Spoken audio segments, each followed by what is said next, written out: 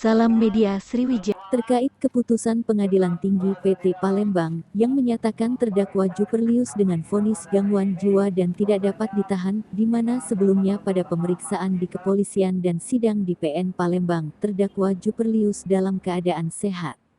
Hal ini akhirnya berujung demonstrasi dari beberapa kalangan di Kejati Sumsel dan Pengadilan Tinggi Palembang. Jumat tanggal 20 Januari tahun 2023.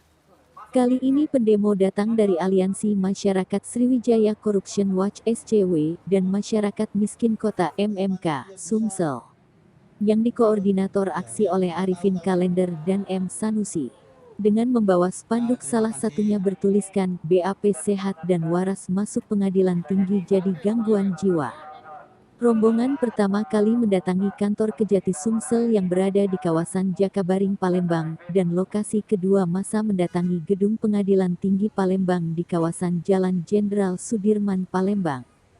Masa aksi menilai jika keputusan Pengadilan Tinggi Pembantu Nomor 244 PID 2022 PT PLG yang menyatakan terdakwa Juperlius Oknum ASN ini tidak dapat dipidana karena mengalami gangguan jiwa dan menetapkan agar terdakwa dirawat di rumah sakit jiwa. Hal ini dinilai cacat hukum. Sebelumnya, dalam putusan Pengadilan Negeri Palembang ketiga terdakwa dinyatakan sehat dan waras. Untuk terdakwa Juperlius divonis 13 tahun penjara dengan denda 1,5 miliar. Bersama dua rekannya oknum polisi. Ketiganya melakukan banding ke Pengadilan Tinggi Palembang dengan vonis kedua rekannya divonis 9 tahun sedangkan terdakwa Juperlius divonis gangguan jiwa dan tidak ditahan. Atas keputusan itu, pihak Kejati Sumsel melalui M. Radian SHMH selaku Kasih Penkum Kejati Sumsel atas keputusan Pengadilan Tinggi yang dinilai cacat hukum pihaknya melayangkan kasasi. Jadi masa yang datang pada pagi ini, mereka bagian dari masyarakat Sumatera Selatan yang mencermati proses penanganan perkara narkotika dengan terdakwa berinisial J, yang mana di pengadilan negeri si J ini terbukti sebagai penjual narkotika dan dihukum selama 12 tahun. Nah, terhadap terdakwa J kemudian dia melakukan upaya hukum banding, di mana oleh Pengadilan Tinggi Palembang menyatakan terdakwa J ini sakit jiwa. Nah, sehingga kemarin yang kita tahu bahwa terdakwa melalui penasihat hukumnya, terdakwa J melalui penasihat hukumnya meminta kepada jaksa untuk tidak menyatakan kasasi. Namun jaksa tetap pada pendiriannya karena jaksa menilai bahwa putusan pengadilan itu ada cacat hukum, sehingga kami meminta kepada Mahkamah Agung melalui upaya hukum kasasi agar putusan tersebut dibatalkan, karena kami menilai bahwa ada syarat-syarat dari sebuah putusan yang tidak tercantum dalam putusan itu, sehingga kami menyatakan kasasi. Kami menganggap bahwa terdakwa itu putusan terhadap terdakwa itu oleh Pengadilan Tinggi batal demi hukum. Kami menganggap bahwa hakim Pengadilan Tinggi tidak menerapkan hukum sebagaimana mestinya atau telah salah dalam menerapkan hukum. Oleh sebab itu kami kasasi. Nah, upaya yang kami lakukan kasasi inilah didukung oleh teman-teman, baik dari SCW, dari Polsek maupun dari MMK. Demikian. Inti saja, saya sudah panggil ketua majelis. Perkara ini kan kasasi. Ya. Ketua majelis menjelaskan kepada saya ada keterangan dari rumah sakit jiwa bahwa dia gangguan jiwa. Sesuai hukum, orang yang gangguan jiwa tidak bisa dituntut.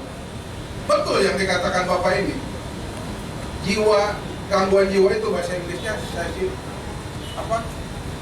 schizophrenic ya. Itu suatu saat dia bisa sembuh, suatu saat bisa hilang ya. Tapi karena perkara ini sudah diserahkan, dikasasikan, kita serahkan ke Mahkamah Agung.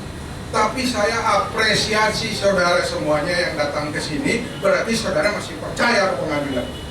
Dan percaya kepada saya, pengadilan untuk selanjutnya tidak akan ada lagi keterangan gila-gila begitu kalau tidak ada keterangan resmi dari dokter jiwa. Ini yang diuji oleh Anda bahwa mengeluarkan orang dengan keterangan jiwa. Tapi tidak pernah diuji ke sini pengadilan tinggi yang menghukum mati. Sudah beberapa perkara narkoba dihukum mati oleh pengadilan tinggi. Nggak ada demo, nggak ada apa. Ya, jadi saya berterima kasih. Serahkan saja ke Mahkamah Agung nanti keputusannya bagaimana. Ya, terima kasih atas kedatangannya. Ya. Ya, kita hari ini menyangkapi hasil banding dari PT nomor 244. Di sini kita lihat ada salah satu terdakwa, ya mereka dinyatakan sakit jiwa. Di sini kita hanya mempertanyakan sebab dari BAP awal dari Polda ditangkap. BAP mungkin dinyatakan sehat dan waras, dari pengadilan juga seperti itu, ditanya sehat dan waras, tapi setelah menjalani hukuman, setelah 1 tahun berjalan, jalan hukuman dia kena 13 tahun, 14 tahun setelah banding di PT, salah satu terdakwa dinyatakan gangguan jiwa. Dan di sini kami cuma mempertanyakan saja, artian gangguan jiwa itu dari mana mereka menyatakan orang ini terkena gangguan jiwa. Jadi jangan sampai ke depan bukan hanya kasus narkotika saja. Kita takutnya ke depan orang-orang yang mengajukan PT Kasasi mungkin kasus-kasus lain nanti dikatakan gangguan jiwa semua. Ini yang kita takutkan nanti ke depannya. Termasuk ya ini tadi masalah narkotika. Mungkin upaya ke depan apa yang akan kita lakukan, Bang? Insya Allah kita akan tetap terus kawal, kita akan ke Jakarta, ke Mahkamah Agung untuk memantau kasus ini dan juga mungkin akan tetap mengawasi pengadilan tinggi ini. Harapannya untuk hasil putusan sendiri dari masyarakat, Bang? Ya kita minta, ya kita tetap taat hukum, kita taat apapun keputusan dari MA, ya kita harus siap. Seandainya memang benar ini dinyatakan ada gangguan jiwa, ya kita harus yang namanya hukum kita harus taati juga peraturan hukum. Berarti pihak kejaksaan harus segera merehab terdakwa ini di rumah sakit jiwa. Kalau memang pengadilan yang mengatakan seperti itu.